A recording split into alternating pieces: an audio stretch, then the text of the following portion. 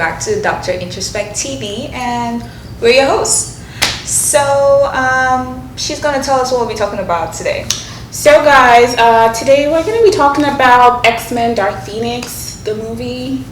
I feel like everybody has seen it. Everybody and their friends and their mama and your grandpa and everyone. And we're going to talk about it today. So we're going to just share, first impressions about the movie. We're going to tell you guys about our thoughts on the movie.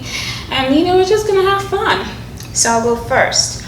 First impressions, well, it's not really a new impression, but for people that are not really familiar, the new series of the X-Men is basically like a reboot, and it makes sense for Marvel to take that route because a lot of the characters were aging, nothing wrong with that, but I'd say they weren't really characters that most of the general population would relate to. Storm is not as young anymore. Mm-hmm. Now we have Storm as a teenager, other younger characters that people as old as I am or older and even the younger generation can relate to. So it makes sense that it is the way it is, and the sequel follows suit with that.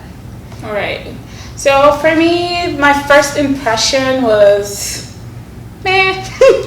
Oh yeah, definitely. I wasn't really feeling the movie. I mean, it was okay. Nothing really spectacular. But yeah, I just wanted to get it over and done with. Yeah. It wasn't like a movie. I mean, of course, we know X-Men, they're the same, Marvel, they're the same creators of huge blockbuster movies like Avengers and the rest of that. But I'm pretty sure within their, production team and things like that, they have things mapped out for shows like movies like X-Men that might not just be as big, so maybe they have a target audience. Maybe we don't fall into that target audience. Probably. I don't know, but we're huge Marvel fans though. Mm-hmm. But yeah, definitely I felt like lackluster. I felt like I was just in the theater to just get this over with, like, okay, yeah, we have content for you. Right. No shade. We're not even talking about graphics or anything. It's just, I felt like the whole storyline has been stretched, has been twisted, has been like they're already forgetting some things they did in the past. That's kind of like, conflicting with the movie, and I'm like, what are you guys doing? Like, what's going on? I don't know. And it lacked something. I don't know what to call it, but it wasn't.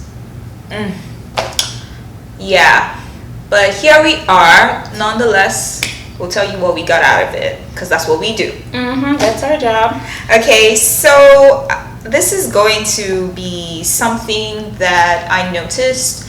And it's actually something that is also reflected in Captain Marvel. Spoilers if you have seen it or if you haven't. I mean, I feel like everybody must have seen it by now, right? But it's basically the theme about emotions being a source of strength.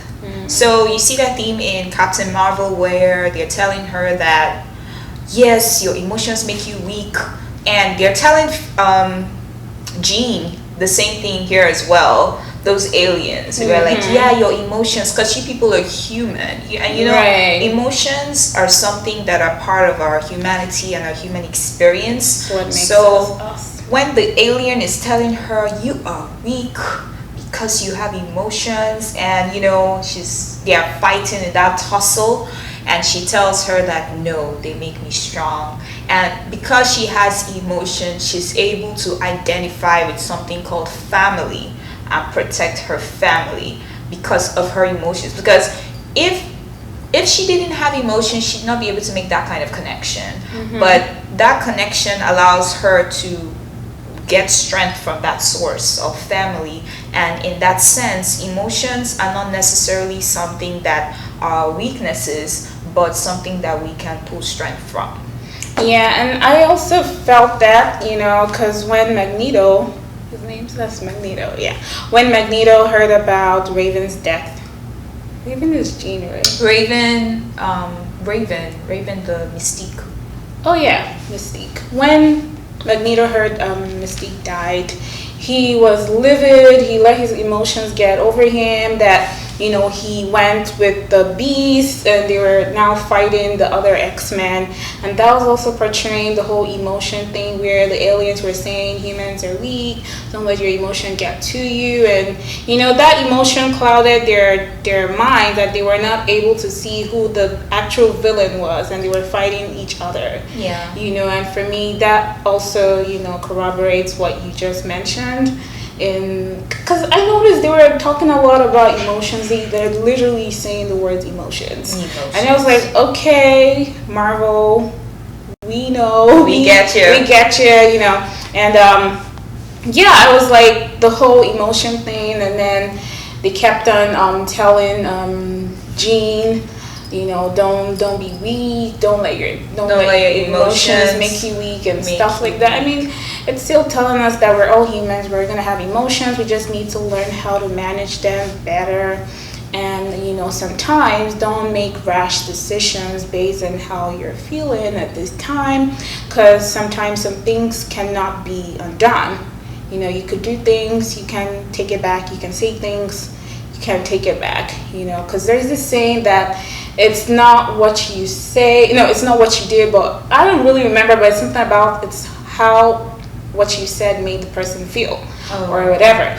People don't remember what you say. It's how you made them feel. So sometimes emotions can make people do things that are, irrational, and I noticed that that's what they kept on talking about. Yeah. In Dark Phoenix. And just piggybacking off what you say about emotions can make people do things. So when Jean acquired this power from space, it was tied to her emotions. Mm-hmm. So when she would get angry, or she would start to be afraid, or like anything that destabilizes the emotion and takes it away from equilibrium, she would start to react, and the power would start to overwhelm her. So in that sense, it's like emotions are not bad. It's like you said, when you have it under control, when you can channel it through the right means, through the right channel.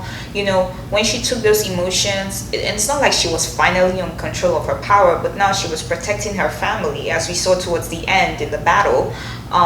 It was now channeled properly, But before, it was fear, it was confusion, it was betrayal, it was anger, all that stuff, not channeling properly, that now led to the death of Raven, which was also in her family. Right. You can imagine that, So another theme is the theme of Jean searching for a family. Right. Yeah, so she starts off being a member of the X-Men. That's her home. Those are her squad. It's her crew. People. And then, she finds out that, okay, there's been a lie, and she's angry, and she storms off, and she goes to her dad, searching for a family. She goes to search for family. She goes to her dad, and her dad, the reaction is not the reaction she was expecting. She's like, you let me go, you left me, you didn't come to look for me. She doesn't have all the picture. She doesn't understand everything. But even in that moment, she's searching for family. She leaves her dad's place, and she goes to Magneto's camp, searching for family again, because she's looking for a place that she belongs, right? And Magneto sent her away. Right. And then she's now in the hands of those aliens. And again, they're telling her, you don't have to be afraid of your powers. We are not afraid of you. And she's feeling this sense of belonging. She doesn't even know who they are, where they're from. Like, yeah, they explain some things, but she doesn't know the truth about their intentions. But they're making her feel like, yes, being powerful, being so strong, being so badass, it's not a problem. We accept you. And it's that whole theme of looking for a place that she belongs, that I could see there. And I also felt the same way, because as Jean was looking for where to belong, Xavier was trying to look for where to belong, because he wanted the American government to acknowledge them and not see them as outsiders, as a threat, that he was doing things to gain that gratification. He wants to feel like he belonged with them. And I think I remember when the Cyclops or the Beast was trying to tell him, you're doing something else. This is not you. You're doing something different. And all that was because he himself wanted to belong. He wanted the mutants to belong somewhere. And sometimes that's what really, really matters to people. Everybody wants to belong somewhere. Everybody wants a family. And, no man is an island, and you have to find where you fit in. And I think that was what Xavier was trying to do. And if you notice, when they felt that the mutants were threats, the government carried them away, put up shackles on their neck, and you can tell how he felt that, after everything I tried to do, they still see us as a threat. They think we don't belong, and probably he eventually saw the bigger picture. At the end of the day, it's not about those people, it's about your real family, the people that are with you, the X-Men mutant family. And that was a theme I noticed. And another theme I noticed was, I know we talk about it all the time, female empowerment. Oh yeah. Like the people that were doing most of the fight-ins were the women. Yeah. And that was like the big bad boss was a woman. Right. They are aliens, but the character she embodies is a woman's body. So seeing a woman being so badass as a female was kind of cool. Right. And I feel like it's not just a coincidence that all these movie producers and directors are using women. It sells. It sells. It definitely sells. Like, you put a story that young women, young girls, grown women can latch into and see themselves in and idealize. You see that in Game of Thrones and every other thing. You would see that thing come up a lot of times when we do this in-depth analysis. And it's not that we are the ones projecting because of our biases, but those things are actually there because they are putting them there, maybe to put out the message into the world, or maybe just for marketing purposes. Like, business is business, money is money. It's a real thing. So we have to acknowledge that we see that there, and we understand talk about it, the nuances around it. So, and not only that, I feel like the world is changing, and they're noticing that this is not how it used to be before. Because I know that there was this Marvel. Is it Wonder Man? No, I don't remember the name, but they kind of scrapped it out. And now they know that, the whole feminine empowerment thing is coming on. Now, I don't know, they're probably doing it for the money, or they're doing it to get with the program. Because that's we're no longer the way we used to be before, and that to me was like, okay, I see this theme I always see, and we're gonna talk about it. So we will be talking about it now. The female movement thing, Jean is so strong. From the comics to the cartoons to the first the other iteration of X-Men, the one with Storm and the others, I have never seen. Jean was strong, but I knew she was strong, but I was like, no, she's like, and I was like, is she stronger than Thanos? Like, she was so strong, almost Captain Marvel level of strong. And when I saw Magneto when he was fighting and he flicked his wrist and the train just crushed, right, that was epic. I was like, okay, that is so cool. But then Jean was just like, people were disintegrating. I was like, that is so cool. Like, seeing a female character do that was amazing. The female badass blonde woman that was alien, amazing. That was so cool.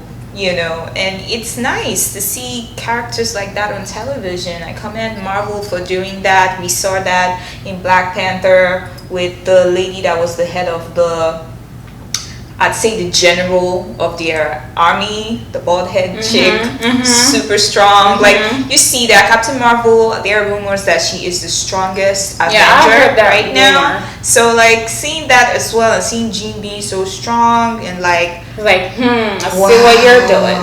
I see you. We see you, Marvel. We salute you. Like, cool stuff. And then again, just to piggyback off what you were saying about family, I just wanted to mention that finding a place that you belong is a need that is inherent in our humanity. Us humans, I mean, right. even if you look at the Maslow's hierarchy of needs, you would see a place there for a place that you belong. You're looking for love, Self, you're looking for, belonging. you know, that kind of stuff. So seeing things like that play out in the story makes sense. And your analysis of Professor Xavier doing all these things so that the mutants as a group can belong somewhere. I mean, and then looking on the other side, Jean on a personal level trying to belong somewhere. You see that there are different depths to this family thing. You know, it could be you on your own personal journey, and then it could be you trying to create a place of belonging for a whole group,